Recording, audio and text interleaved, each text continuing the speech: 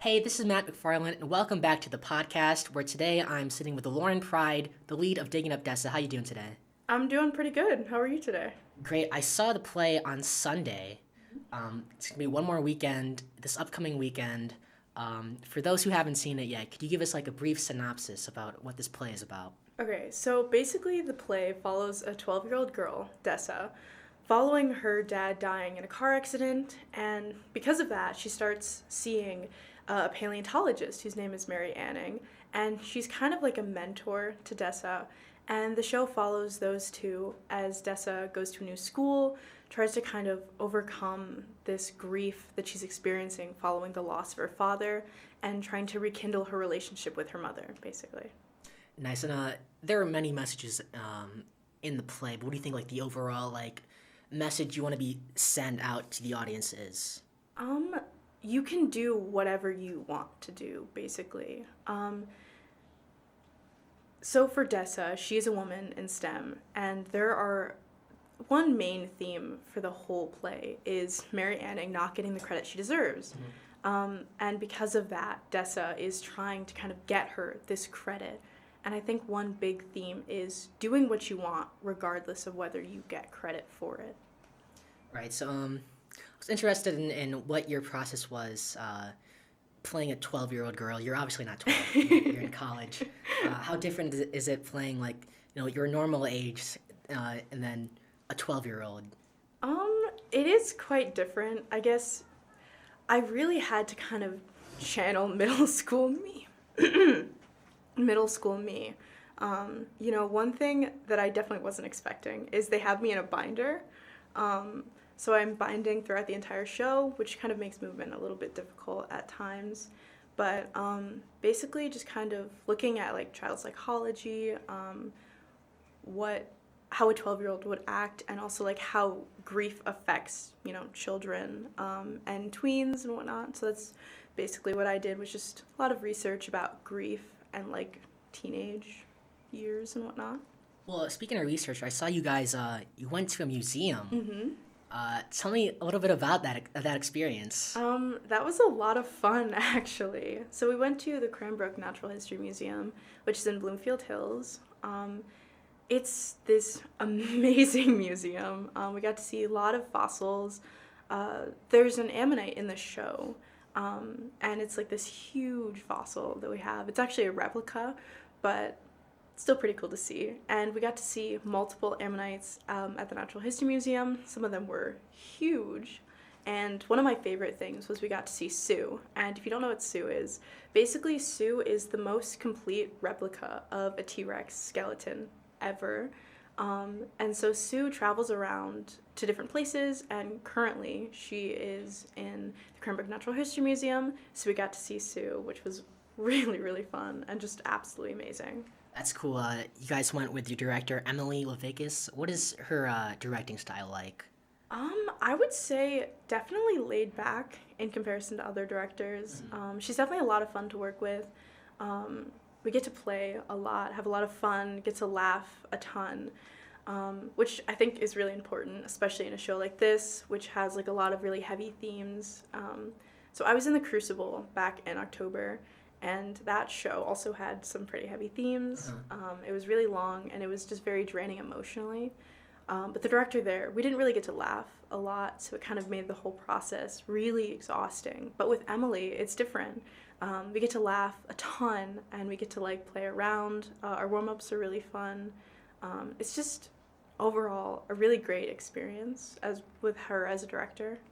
And Mary Anning was played by Molly Cardella, senior. Her last play ever at Eastern. Yeah. Sad to think about. What are some fun memories you have working with her on the play? Um, I would say pretty early on, there was a scene where I was really, really struggling with lines. And every time we would get to this one point, I would just say this one line, and I would just completely butcher it, and we would both just start like busting out laughing. So I think it was just a lot of fun being able to like laugh and joke with each other, just in general. We have a really great cast. It's really small, but really great. We've all gotten really close to each other, and I think just with Molly. It's just been a lot of fun. We met during Peter, and we're able to like talk about that and how like weird that show is now.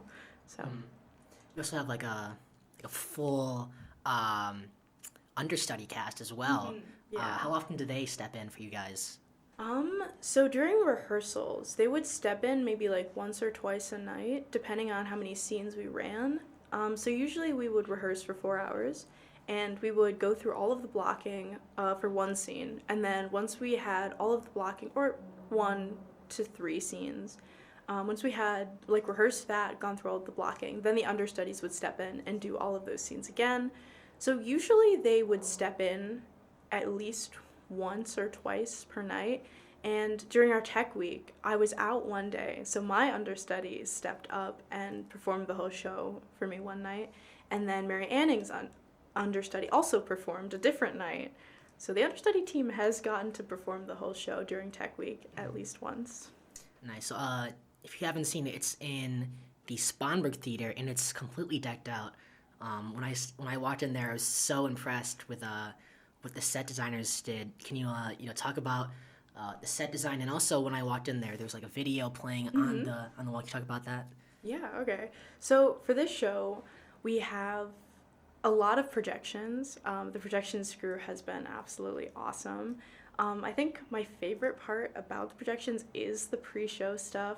So they have on the back walls a video playing, as well as audio talking about like fossils, the Natural History Museum, paleontology in general. But basically, with the set design, we have, I think, 4 different platforms, as well as these big box kind of screens that have all of our projections. So one thing that's different about this set is there's no set changes. So the set crew doesn't have to come on, take anything on, put anything else on. The set is just as it is throughout the entire scene, or throughout the entire show. The only minor things we do is maybe picking up a block and moving it to a different location, but that is done by the actors. So that's definitely different. That usually doesn't happen with a show. Right. And you're a lot like me in that you're a journalism major. Who's very into theater. What got you into theater, and how's it been your first year here and involved with EMU theater? So I first got introduced to theater in high school. Some of my friends kind of pushed me into it. And so I did one show in high school, and then when I got here, one of my friends was going to audition, and so I decided to audition just on a whim that day, maybe like 2 hours before auditions. Just went in, did a cold read, had a lot of fun, got cast in a show. That was kind of stressful. I didn't really know originally what I was kind of stepping into, because again, it was just on a whim. I wasn't really sure what to expect. I didn't know how long we'd be rehearsing for. I didn't know about any of that process. But I met a lot of like great people who helped me a lot along the way, and some of my best friends now I've met through theater, and like we still talk, we still hang out all the time. But it was definitely a big change, not how I saw myself spending my freshman year, but I have enjoyed it a lot. Are you looking forward to next season? Anything Yes. you're looking forward to the most? I would say A Wrinkle in Time is one of them. Me as well. I've been looking into that, and very excited. I think Jen's gonna be directing that. Yeah. Also, Sweet Charity, I think. Yes. I'm also looking forward to that. I'm thinking of auditioning for that, but also I won show shirt for Digging Up Dessa, Nice. so I have to make the next image for Yeah. that, and I'm very excited about that one. Show shirt, for those who don't know, is show shirt is awarded to. Kind of the actor that goes above and beyond, basically. So I was told the reason I got it was not only performance, but also just like the amount of stuff I've had to do for this show. It's been a lot, as a lead, and also just the energy that I have brought. I know I definitely would say that I talk to like everyone, and I've seen in the past that like some of the actors don't really interact with the crew members at all. They're kind of seen as like second best almost, and I definitely don't want that to be a thing with me and with like this crew. So I've been trying my absolute hardest to talk with everyone in the crew, as well as the cast, and just bringing like a really positive and fun energy. So. So as we near this final weekend of the play, when you look back at your first lead at EMU Theater, what's something you'll remember the most about your experiences digging up Dessa? I would definitely say my cast members. It was a very small cast, and I remember going into it being really scared because I wasn't super close with any of these people, and I actually didn't know Cassie, who plays Esther, who's my mom. So we didn't know each other at all, so I was really nervous about that. But just getting really close to them and being able to have so much fun and just playing has just been absolutely amazing. Thank you so much for joining us, Lauren. And if you're listening, one more final weekend to see Digging Up Dessa in the Sponberg Theater. This has been the podcast, and we'll see you later.